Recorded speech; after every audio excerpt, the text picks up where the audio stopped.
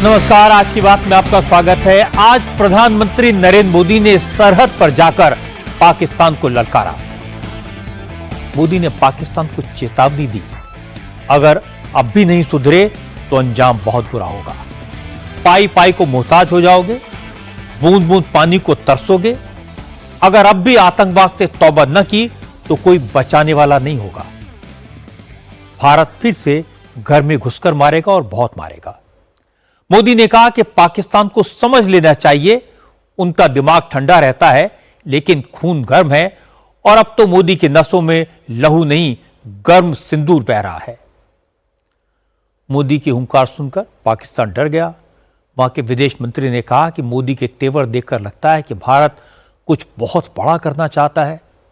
उन्हें लगा भारत भले ही दहशतगर्दी को मुद्दा बना रहा हो, लेकिन असल में इरादा कुछ और है। पाकिस्तान का डर वाजिब है, क्योंकि मोदी ने कहा कि पाकिस्तान के साथ न ट्रेड होगा, न टॉक होगी, न पानी मिलेगा। अगर फिर भी पाकिस्तान को बात करनी है तो सिर्फ पीओके से गैर कानूनी कब्जा छोड़ने पर बात होगी।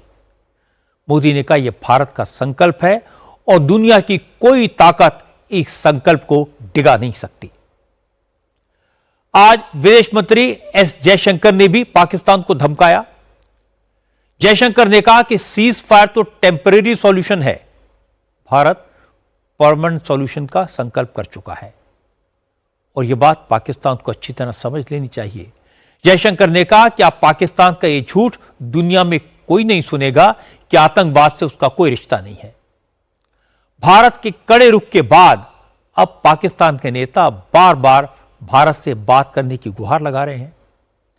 शहबाज शरीफ की सरकार से डिफेंस बजट बढ़ाने, आधुनिक हथियार और गोला बारूद खरीदने की मांग कर रहे हैं, लेकिन शहबाज शरीफ की सबसे बड़ी चिंता पानी को लेकर है। पाकिस्तान की नदियां सूखने लगी हैं। पाकिस्तान की नई परेशानी के बारे में डिटेल में बात करेंगे, लेकिन सबसे पहले मैं आपको सुनाता हूं प्रधानमंत्री नरेंद्र मोदी की ललकार। भारत का सिंदूर बारूद कैसे बना, पाकिस्तानी फौज के हौसले पस्त कैसे हुए, मोदी की गूंज आज पूरे पाकिस्तान में भी सुनाई थी। यह हुंकार मोदी ने आज बीकानेर में भरी। कहा, सौगंध मुझे इस मिट्टी की देश नहीं झुकने दूंगा। जो सिंदूर मिटाने निकले थे उन्हें मिट्टी में मिलाया है। अब यही नए भारत की नीति है, नए भारत की रीति है।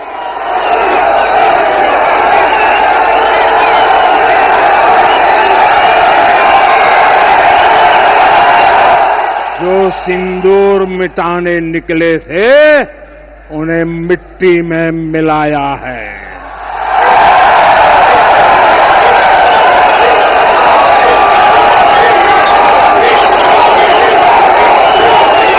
जो हिंदुस्तान का लहू बहाते थे, जो हिंदुस्तान का लहू बहाते थे, आज कतरे कतरे का हिसाब चुकाया है।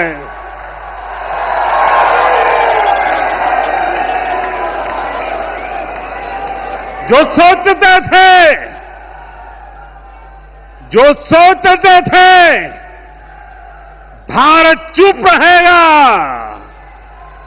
आज वो घरों में डूब के पड़े हैं।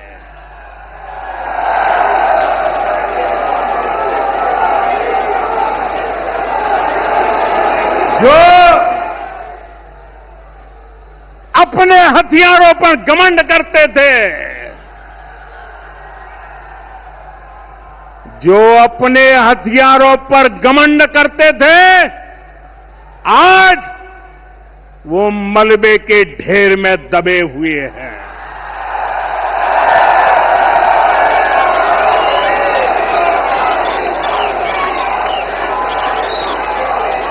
मेरे प्यारे देशवासियों, ये शोध प्रतिशोध का खेल नहीं, ये शोध प्रतिशोध का खेल नहीं, ये न्याय का नया स्वरूप है। ये न्याय का नया स्वरूप है। ये ऑपरेशन सिंदूर है।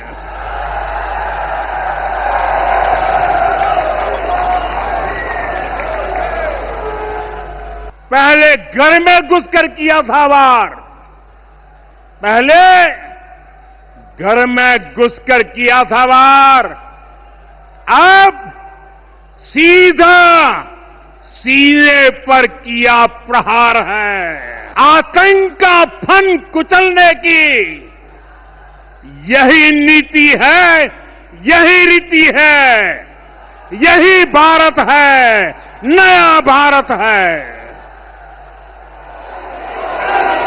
बोले भारत माता की, भारत माता की, भारत माता की। नरेंद्र मोदी आज भारत और पाकिस्तान की सरहद पर थे। बीकानेर का यह वो इलाका है जहां पाकिस्तान ने ड्रोन्स और मिसाइल्स की बारिश की थी, लेकिन भारत की एयर डिफेंस ने एक को भी जमीन तक नहीं पहुंचने दिया।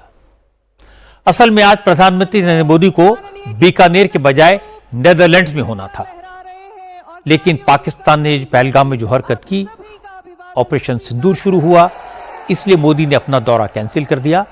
अब विदेश मंत्री एस जयशंकर मोदी की जगह नेदरलैंड्स गए हैं। वो 2 और यूरोपीय देशों में भी जाएंगे। आज जयशंकर ने प्रधानमंत्री मोदी का संदेश पूरी दुनिया को डिलीवर किया। कहा कि फिलहाल ऑपरेशन सिंदूर को पॉज दिया गया है, यह पाकिस्तान के लिए एक मौका है। भारत आतंकवाद पर फुल स्टॉप चाहता है। अगर पाकिस्तान ने टेररिज्म की पॉलिसी नहीं छोड़ी, भारत में अब एक भी आतंकवादी हमला हुआ तो पाकिस्तान को इसका खामियाजा भुगतना पड़ेगा।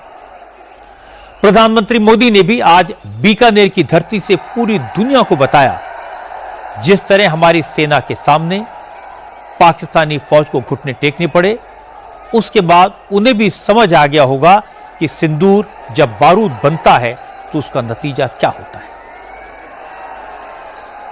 22 अप्रैल को आतंकवादियों ने धर्म पूछकर हमारी बहनों की मांग का सिंदूर उजाड़ दिया था। वो गोलियां पहलगाम में चली थी, लेकिन उन गोलियों से 140 करोड़ देशवासियों का सीना छलनी हुआ था। हर देशवासी ने एकजुट होकर संकल्प लिया था कि आतंकवादियों को मिट्टी में मिला देंगे। आपके आशीर्वाद से, देश की सेना के शौर्य से हम सब उस प्रण पर खरे उतरे हैं। हमारी सरकार ने तीनों सेनाओं को खुली छूट दे दी थी।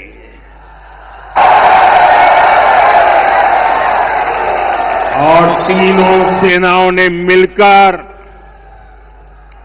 ऐसा चक्रव्यूह रचा कि पाकिस्तान को घुटने टेकने के लिए मजबूर कर दिया।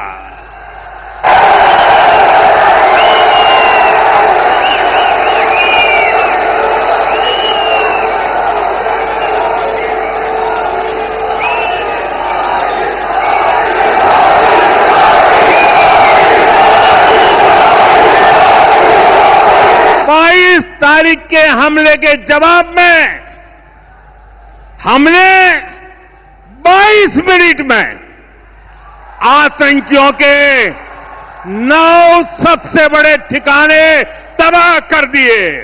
दुनिया ने और देश के दुश्मनों ने भी देख लिया कि जब सिंदूर बारूद बन जाता है तो नतीजा क्या होता है।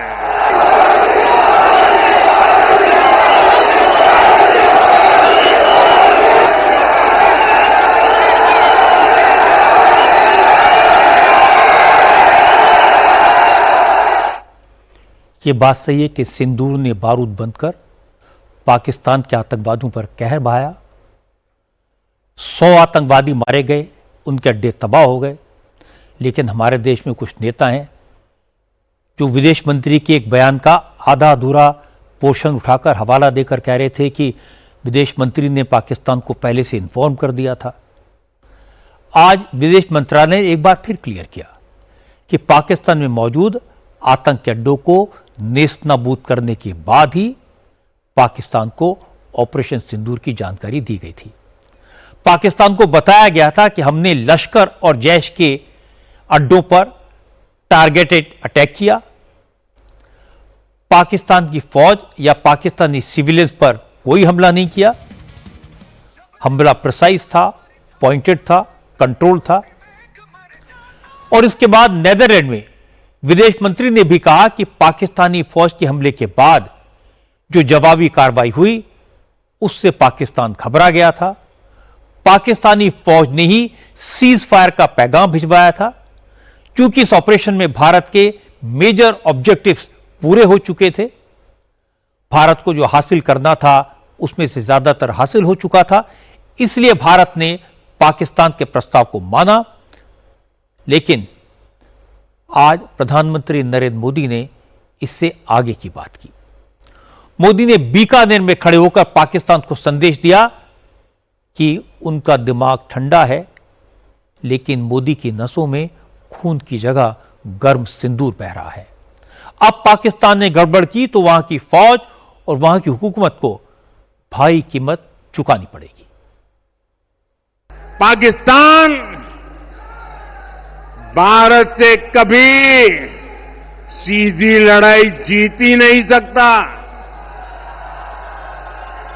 जब भी सीधी लड़ाई होती है तो बार बार पाकिस्तान को मुंह की खानी पड़ती है। इसलिए पाकिस्तान ने आतंकवाद को भारत के खिलाफ लड़ाई का हथियार बनाया है। आजादी के बाद पिछले कई दशकों से यही चला आ रहा था। पाकिस्तान आतंक फैलाता था, निर्दोष लोगों की हत्याएं करता था, भारत में डर का माहौल बनाता था। लेकिन पाकिस्तान एक बात भूल गया। अब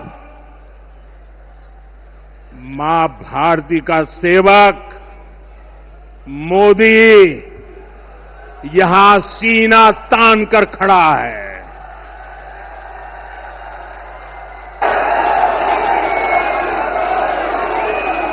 मोदी का दिमाग ठंडा है, ठंडा रहता है, लेकिन मोदी का लहू गर्म होता है।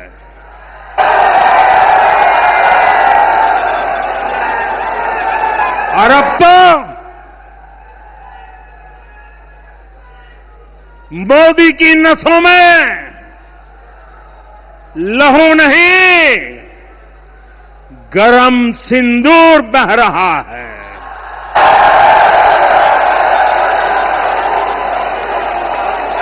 अब भारत ने दो टूक साफ कर दिया है।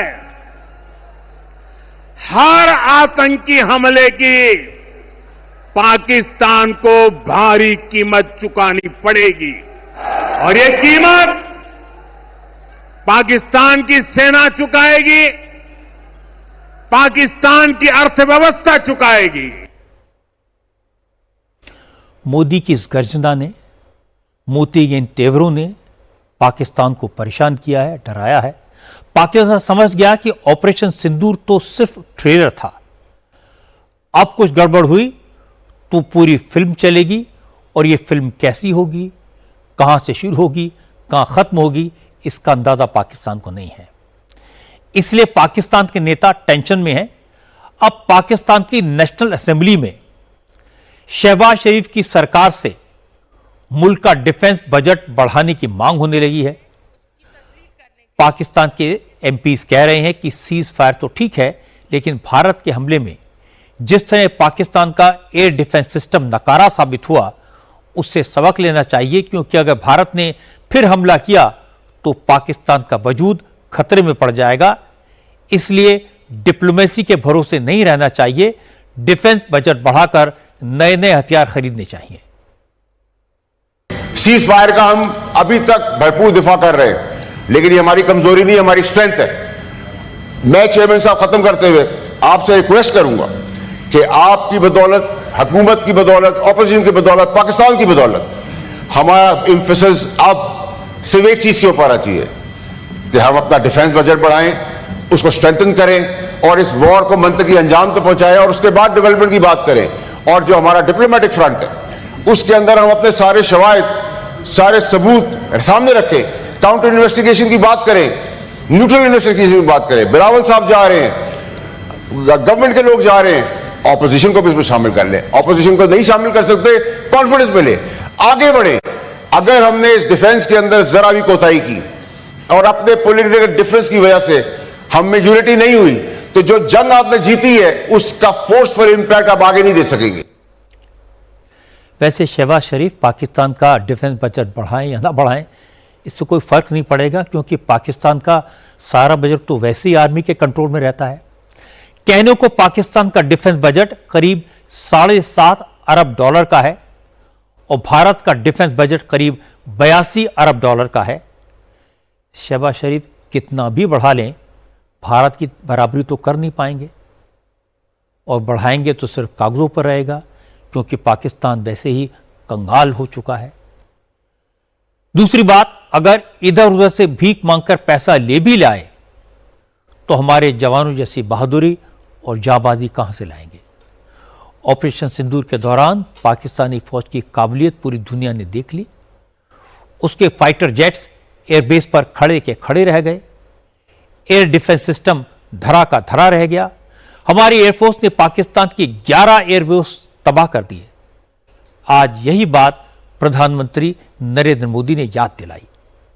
मोदी ने कहा कि बीकानेर में हमारे नाल एयरबेस पर परिंदा भी पर नहीं मार पाया, लेकिन कुछ ही दूरी पर सरहद के उस पार पाकिस्तान के रहीम यार खान बेस को हमारी फौज ने आईसीयू में पहुंचा दिया। जब मैं दिल्ली से यहां आया तो बीकानेर के नाल एयरपोर्ट पर उतरा। पाकिस्तान ने इस एयरबेस को भी निशाना बनाने की कोशिश की थी, लेकिन वो इस एयरबेस को रत्ती भर भी नुकसान नहीं पहुंचा पाया। और वहीं यहां से कुछ ही दूर सीमा पार पाकिस्तान का रहीम यार खान एयरबेस है। पता नहीं आगे कब खुलेगा। आईसीयू में पड़ा है। भारत की सेना के अचूक प्रहार ने इस एयरबेस को तहस नहस कर दिया है। सिर्फ रहीम यार ही नहीं, पाकिस्तान की 11 एयरबेस आईसीयू में हैं। रहीम यार खान एयरबेस के 3 किलोमीटर लंबे रनवे पर दर्जनों बड़े बड़े क्रेटर हो गए हैं। 10 मई के हमले के बाद पाकिस्तानी आर्मी ने इस एयरबेस को पहले 18 मई तक के लिए बंद किया था। अब इसे 6 जून तक के लिए बंद कर दिया गया है। बताया गया कि एयरबेस पर रिपेयरिंग का काम चल रहा है और रिपेयरिंग में कम से कम 27 दिन का वक्त और लगेगा। आज पाकिस्तान के डिप्टी प्राइम मिनिस्टर इसाक डार ने भी मान लिया कि ऑपरेशन सिंदूर में भारत का इरादा पाकिस्तान को पूरी तरह से तहस नहस करने का था।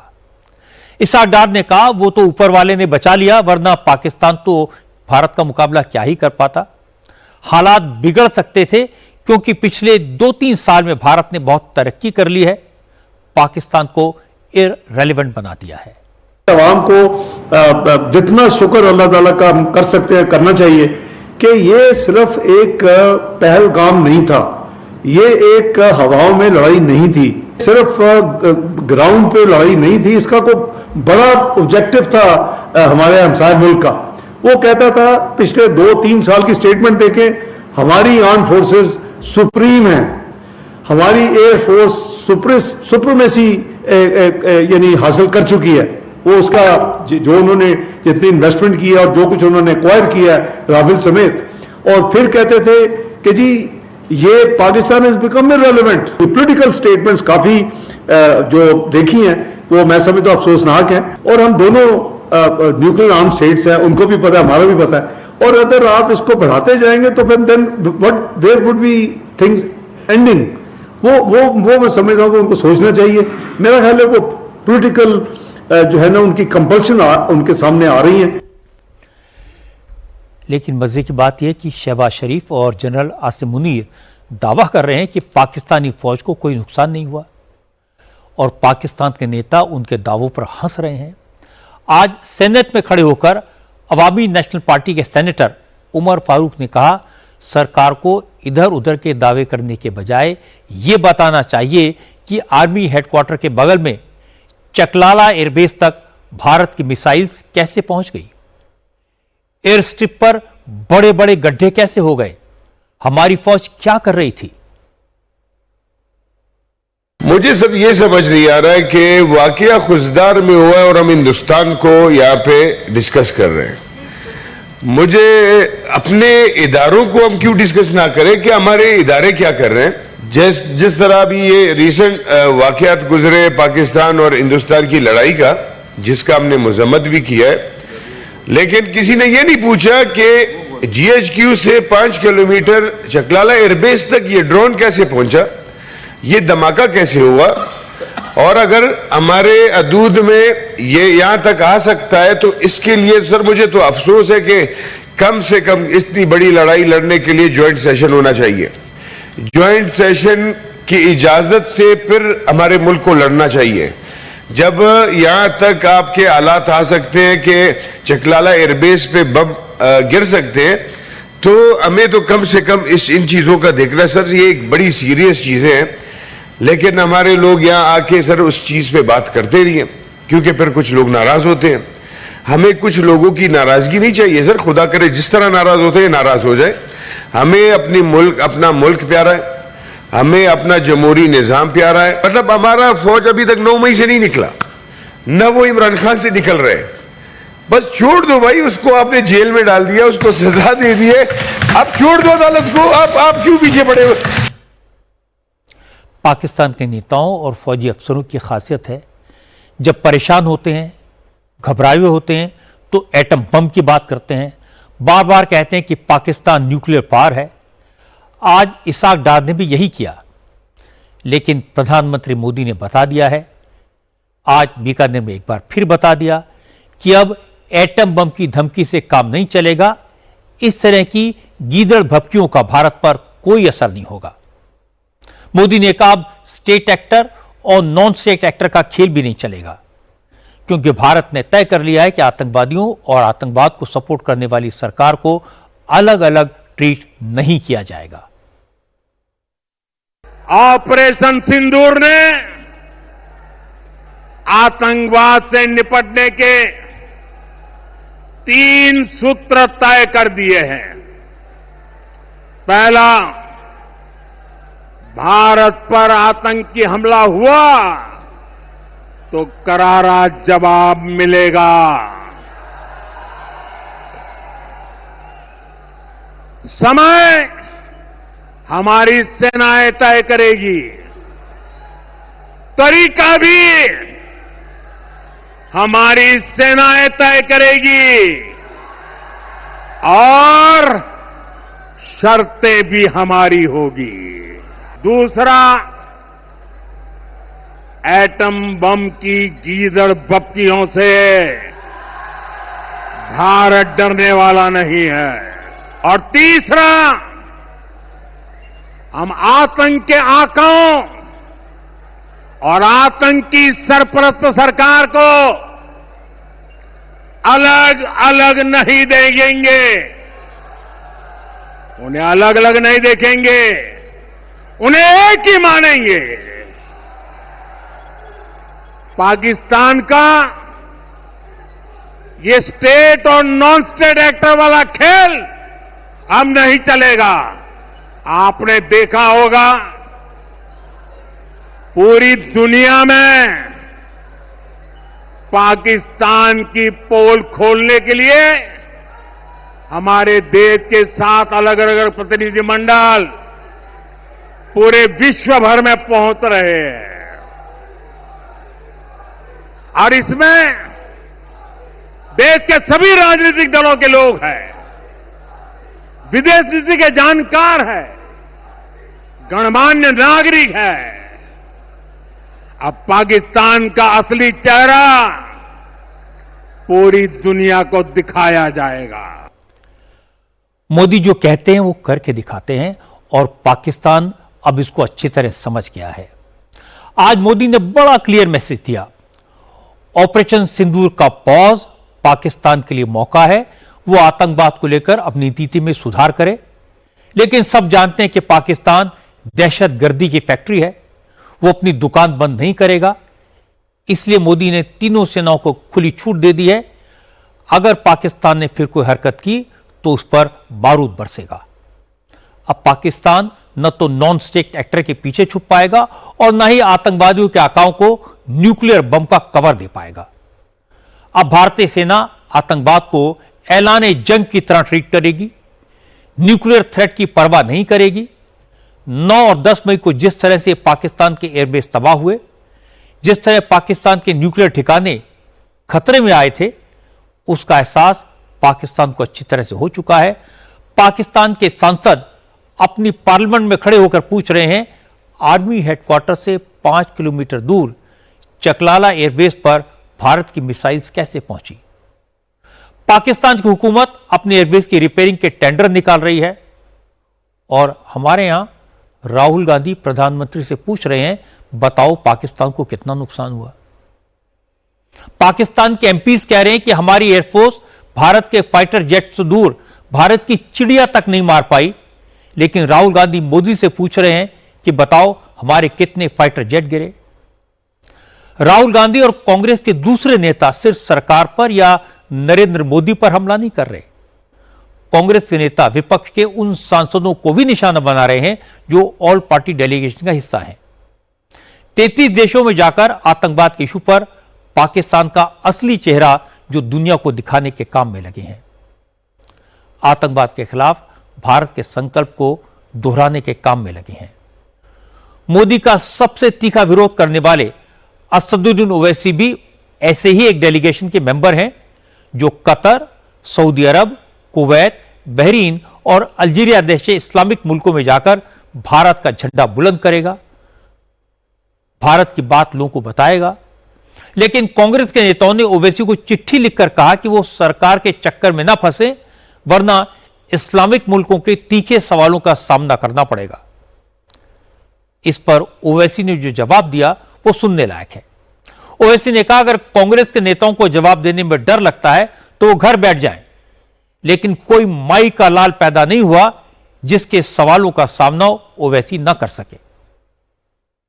अभी हमारे भोपाल के हमारे एमएलए साहब, मेरे छोटे भाई ने खत लिखे और खत में कहा कि ओवैसी साहब, आप हुकूमत के डेलीगेशन में जा रहे हैं हमारे मध्य प्रदेश में, वहां के एक वजीर ने हमारे भारतीय फौज की एक बेबाक हमारी बेटी के ताल्लुक से कोई अनाप शनाप बक दिया।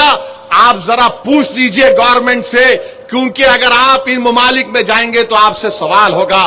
पहले तो मैं कहना चाह रहा हूं कि दुनिया में कोई ऐसा माई का लाल पैदा नहीं हुआ है जिसके सवाल का जवाब अल्लाह उसके रसूल के सदके में ओवैसी ना दे, तो मैं जवाब दे सकता हूं। दूसरा, ये आपके पार्टी के भी लोग जा रहे ना, हमसे ही पूछ रहे, और कोई बोल रहे नहीं आपके साथ वो बीजेपी का एमपी है, आप उसके साथ क्यों जा रहे? तो क्या पार्लियामेंट में हम नहीं बैठना उनके साथ? आप वोट डाले तो मेरे भाई मेरा हाल ऐसा हो गया कि गरीब की जोरू सबकी भाभी बनी हुई है। अब बोलते ना गरीब की जोरू सबकी भाभी, ऐसा लगता है इनको। बोलो, अरे क्या मैं हूं, दिख गया तुम्हारे को? पूरे हैं ना इसमें, मगर अल्हम्दुलिल्लाह उनको इसलिए बोलते कि उनको मालूम कि हाँ ये बेबाक तरीके से बोलता है, दिल से मांगते हैं मगर जबान से इकरार नहीं करते, अलग बात है। ओवैसी का यही अंदाज उन्हें दूसरों से अलग बनाता है। वो नरेंद्र मोदी, उनकी सरकार और बीजेपी का तीखा विरोध करते हैं, लेकिन जब बात देश की आती है तो ओवैसी प्रधानमंत्री के साथ कंधे से कंधा मिलाकर खड़े हो जाते हैं। और ये हमारे लोकतंत्र की खूबसूरती है, यही असली लोकतंत्र है। ओवैसी का डेलीगेशन कल रवाना होगा, लेकिन हमारे 3 डेलीगेशन अपने मिशन पर निकल चुके हैं। आज एकनाथ शिंदे की शिवसेना के नेता श्रीकांत शिंदे की लीडरशिप में एक डेलीगेशन ने अबू धाबी में यूएई के मिनिस्टर शेख नायन से मुलाकात की। यूएई के सारे नेताओं ने आतंकवाद के खिलाफ जंग में खुलकर भारत का साथ देने की बात कही। यह भी कहा कि आतंकवाद के खिलाफ इस लड़ाई में यूएई कोई समझौता नहीं करेगा। मजहब को आधार बनाकर आतंकवाद करना बर्दाश्त नहीं किया जा सकता और यह लड़ाई पूरी दुनिया की लड़ाई है। दूसरा डेलीगेशन जेडीयू के नेता संजय झा की लीडरशिप में जापान पहुंचा है। इस डेलीगेशन ने जापान के फॉरेन मिनिस्टर ताकेशी इवाया से मुलाकात की। जापान के विदेश मंत्री ने ऑपरेशन सिंदूर और उसके बाद हुए इवेंट्स में भारत के संयम की तारीफ की। उन्होंने कहा, पहलगाम हमले के गुनहगारों को कड़ी से कड़ी सजा देना बेहद जरूरी है। जापान ने भी आतंकवाद के खिलाफ लड़ाई में भारत का पूरा साथ देने का वादा किया। आतंकवाद के खिलाफ भारत की जंग सिर्फ आर्मी ऑपरेशन या डिप्लोमेटिक मिशन तक नहीं रहेगी। प्रधानमंत्री मोदी ने तय कर लिया कि अब पाकिस्तान को हर मोर्चे पर मारा जाएगा। आज मोदी ने कहा कि पाकिस्तान के साथ न ट्रेड होगा न टॉक होगी। भारत के हिस्से का एक बूंद पानी भी पाकिस्तान को नहीं मिलेगा। मोदी ने कहा कि दुनिया भी कान खोलकर सुन ले कि नए भारत के संकल्प को अब कोई डिगा नहीं सकता। पाकिस्तान के साथ न ट्रेड होगा न टॉक।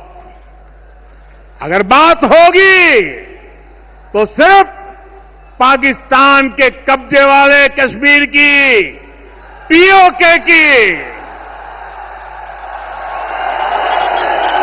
और अगर पाकिस्तान ने आतंकियों को एक्सपोर्ट करना जारी रखा तो उसको पाई पाई के लिए मोहताज होना होगा। पाकिस्तान को भारत के हक का पानी नहीं मिलेगा। भारतीयों के खून से खेलना पाकिस्तान को महंगा पड़ेगा। ये भारत का संकल्प है और दुनिया की कोई ताकत हमें इस संकल्प से टिका नहीं सकती है। पानी का नाम सुनकर पाकिस्तान की हवा खराब हो जाती है, क्योंकि पाकिस्तान के नेता जानते हैं अगर सिंध समझौता बहाल न हुआ, भारत ने सिंधु, झेलम और चिनाब में पानी न छोड़ा तो वाकई में पाकिस्तान बूंद बूंद पानी को तरस जाएगा। न पीने के लिए पानी मिलेगा, न खेती के लिए। सिंधु समझौता रद्द होने का असर पाकिस्तान में दिखाई दे रहा है। भारत ने किशन गंगा डैम से पानी छोड़ना बंद कर दिया है। इसका असर यह हुआ कि पाकिस्तान के 8 इलाकों में नीलम नदी का वाटर लेवल 40% तक गिर गया है। नीलम नदी पाकिस्तान में सिंचाई का बड़ा सोर्स है, इसलिए जैसे ही नदी का वाटर लेवल कम हुआ, पाकिस्तान में हड़कंप मच गया। पाकिस्तानी मीडिया में इस पर हेडलाइंस चलने लगी और शहबाज शरीफ की सरकार से मांग की गई कि वो इस मुद्दे पर जल्दी से जल्दी भारत से बात करे, वरना पाकिस्तान के लोग बूंद बूंद पानी के लिए तरसेंगे। पाकिस्तान को अब खून और पानी का फर्क समझ में आएगा और बहुत जल्दी आएगा। अब तक सिंधु, झेलम और चिनाब का 80% पानी भारत पाकिस्तान को देता था, लेकिन सिंधु समझौता रद्द होने के बाद पानी की सप्लाई कम की गई है। इसका असर पाकिस्तान में दिख रहा है।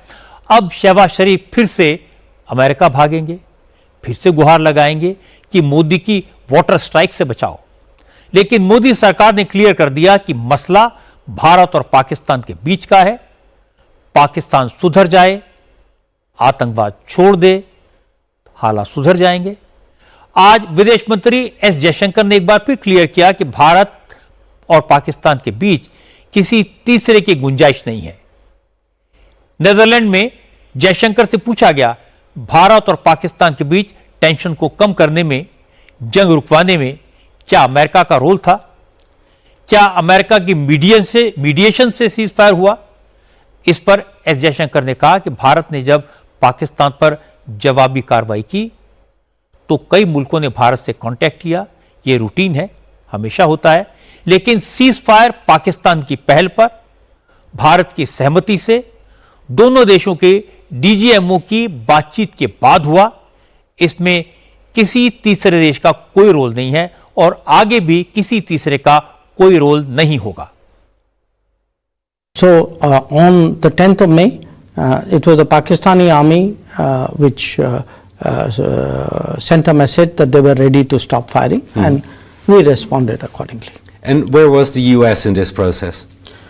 Well, the U.S. was in the United States. I mean, obviously there were U.S. Secretary of State Rubio and Vice President Vance had called up. Rubio had spoken to me. Vance had spoken to our Prime Minister. They had their view, and they were talking to us, and they were talking to Pakistanis, as indeed were some other countries. Yeah. I mean, the United States was not alone in this. I think there were some countries in the Gulf, there were some others as well. That happens naturally. When two countries are engaged in a conflict, it is natural that countries in the world call up and ask and try to sort of indicate their concern and what they can do in such a situation. But the ceasefire, the cessation of firing and military action was something which was negotiated directly between India and Pakistan. We made one thing very clear to everybody who spoke to us, not just United States, but to everybody, saying, look, if the Pakistanis want to stop firing, they need to tell us. We need to hear it from them. अब इससे साफ साफ जवाब और क्या हो सकता है?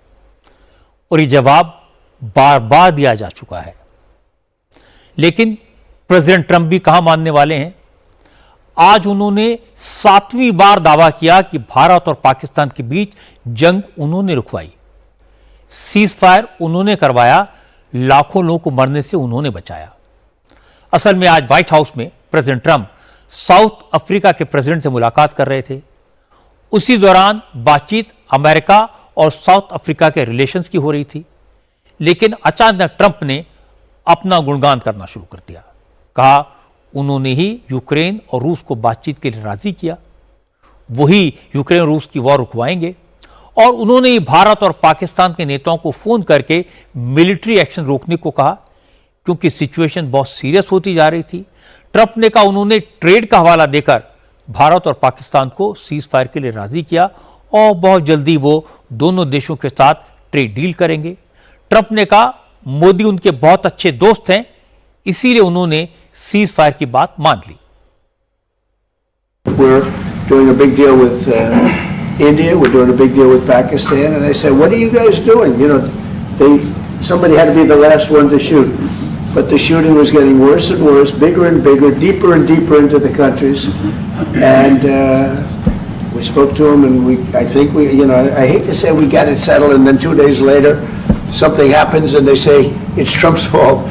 But Pakistan has got some excellent people and some really great leader.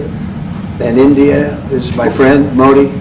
And he's a mutual friend. Yeah, he's a great guy. And I called them both, and we just did something good. हालांकि Trump के इस दावे पर America के लोग ही यकीन नहीं कर रहे। ट्रंप की कैबिनेट के मेंबर रह चुके जॉन बोल्टन ने कहा ट्रंप बड़बोले हैं, बहुत ज्यादा बोलते हैं, हर बात में सबसे आगे कूदने की उनकी आदत है, वो क्रेडिट लेने के लिए कुछ भी कह सकते हैं। जॉन बोल्टन ट्रंप के पहले टेन्योर में अमेरिका के नेशनल सिक्योरिटी एडवाइजर थे। उन्होंने ट्रंप के साथ बहुत नजदीकी से काम किया है। जॉन बोल्टन ने कहा कि ट्रंप के स्टेटमेंट को भारत को बहुत सीरियसली नहीं लेना चाहिए क्योंकि उनका बयान भारत के खिलाफ नहीं, बस बड़बोलापन है। It's nothing personal to India. This is Donald Trump who takes credit for everything. ये किसी पर निजी हमला नहीं है, ये बयान भारत के खिलाफ भी नहीं है। असल में डोनाल्ड ट्रंप हर बात का क्रेडिट लेना चाहते हैं। मुझे लगता है कि उन्होंने फोन पर प्रधानमंत्री मोदी से बात की थी। वाइस प्रेसिडेंट वैंस और secretary of state Marco Rubio भी लगातार फोन पर बातें कर रहे थे।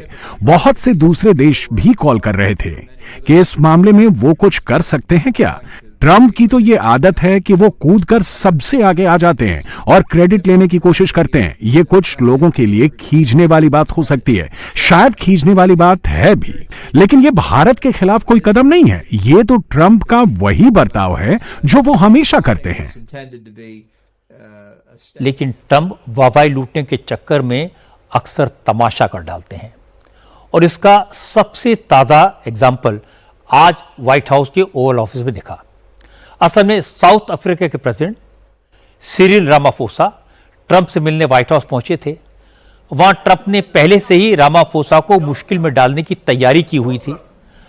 अपनी पूरी टीम के सामने ट्रंप ने साउथ अफ्रीका में व्हाइट रेस के लोगों पर जुल्म होने का दावा किया। ट्रंप ने कहा कि सिरिल रामाफोसा की सरकार की नाक के नीचे वहां गोरों पर हमले हो रहे हैं, उनकी जमीनों पर कब्जा किया जा रहा है और प्रेसिडेंट रामाफोसा कुछ नहीं कर रहे। जब साउथ अफ्रीका के प्रेसिडेंट ने ट्रंप से इन इल्जामात के सबूत मांगे तो ट्रंप ने कुछ अखबारों की कटिंग दिखाई। टीवी स्क्रीन पर एक वीडियो करके दावा किया कि साउथ अफ्रीका में गोरों पर बेइंतहा जुल्म हो रहे हैं।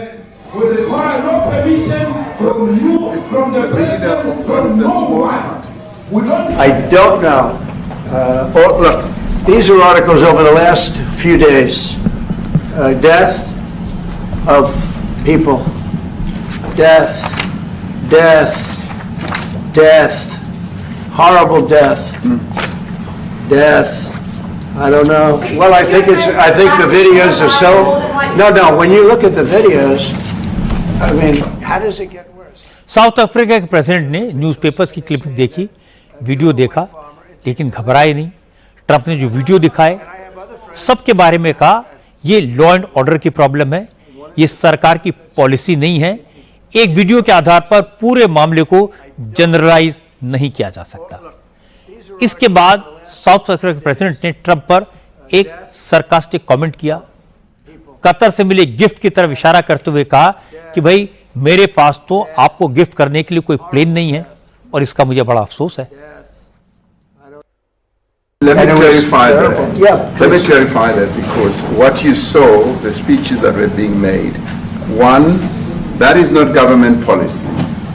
We have a multi-party democracy in South Africa that allows people to express themselves, political parties to adhere to various policies, and in many cases, or in some cases, those policies do not go along with government policy.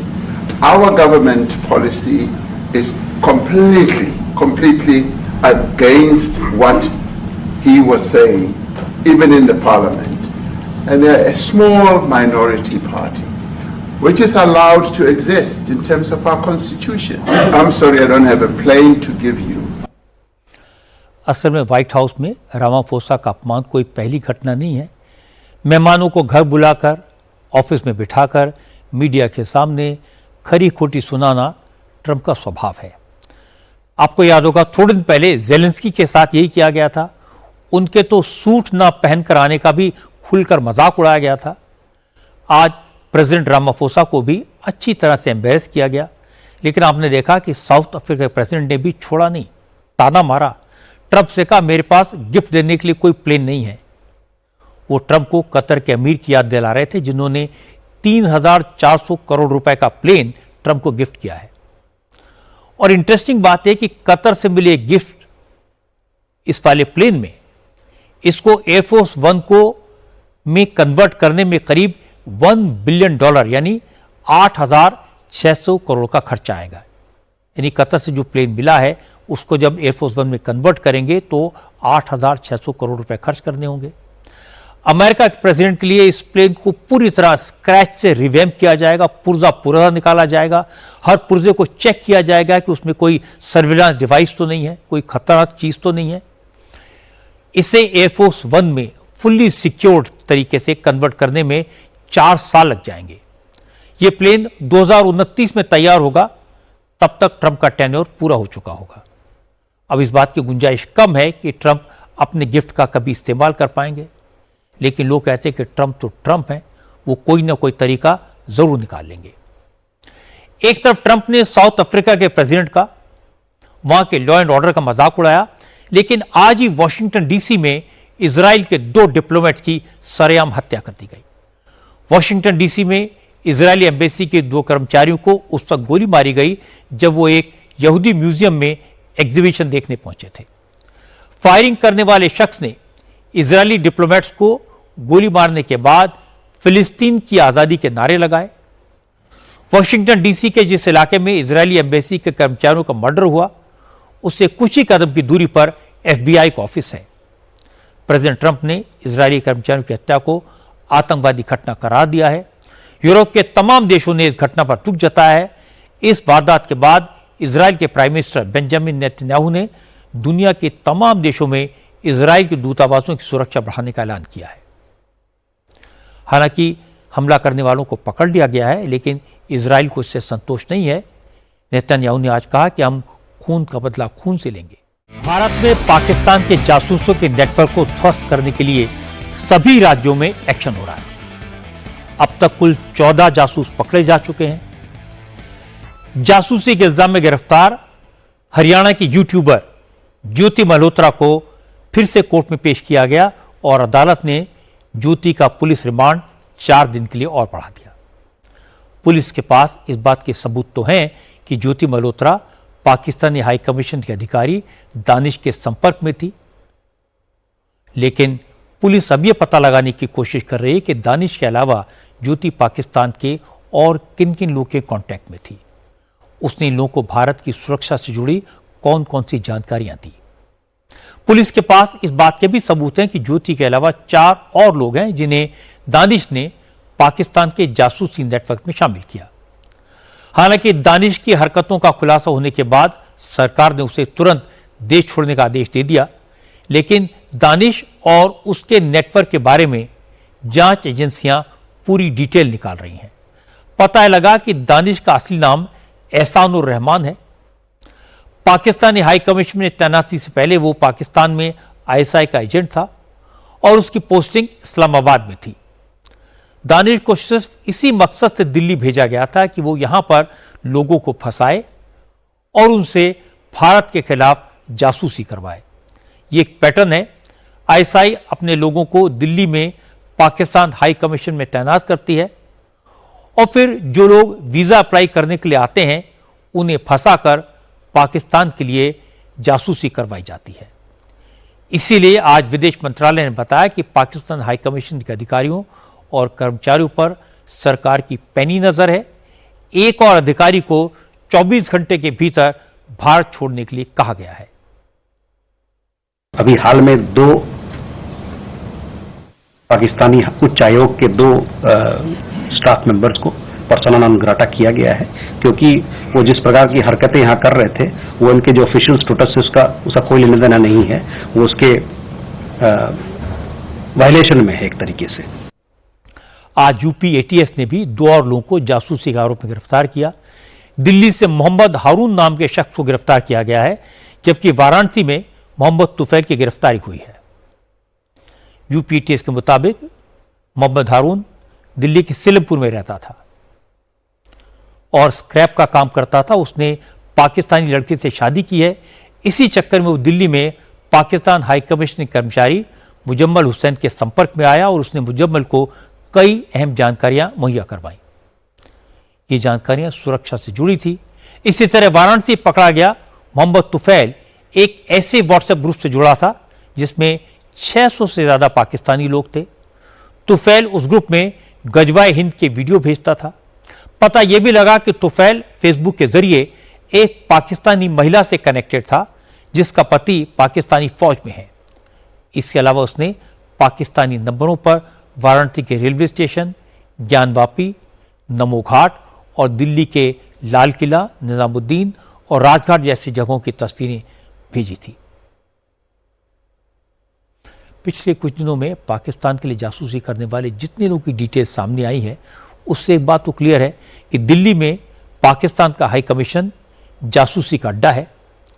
लोगों से SIM card मंगवाकर information लेने के लिए इस्तेमाल करना और धोखे से हायर किए गए लोगों से मिलिट्री ठिकानों की जानकारी हासिल करना इसका मुख्य काम है। जाहिर है ये सारी जानकारी दहशतगर्दों को दी जाती है। इन सिम कार्ड्स का इस्तेमाल भारत पर हमले के लिए खूनी काम के लिए किया जाता है। इसलिए पकड़े गए सारे लोगों की गहराई से जांच जरूरी है और पाकिस्तान हाई कमीशन में बैठे जासूसों को निकालकर वापस पाकिस्तान भेज देना भी जरूरी है। चलते चलते मैं आपको श्रीनगर से आई कुछ ऐसी तस्वीरें दिखाता हूं जो देखकर आपको बहुत अच्छा लगेगा। ऑपरेशन सिंदूर की कामयाबी पर आज श्रीनगर में तिरंगा यात्रा निकाली गई। लाल चौक से लेकर डल लेक तक हर तरफ शान से लहराते तिरंगे ही तिरंगे दिखाई दिए। बीजेपी के कार्यकर्ता और श्रीनगर के हजारों आम लोग तिरंगा यात्रा में शामिल हुए।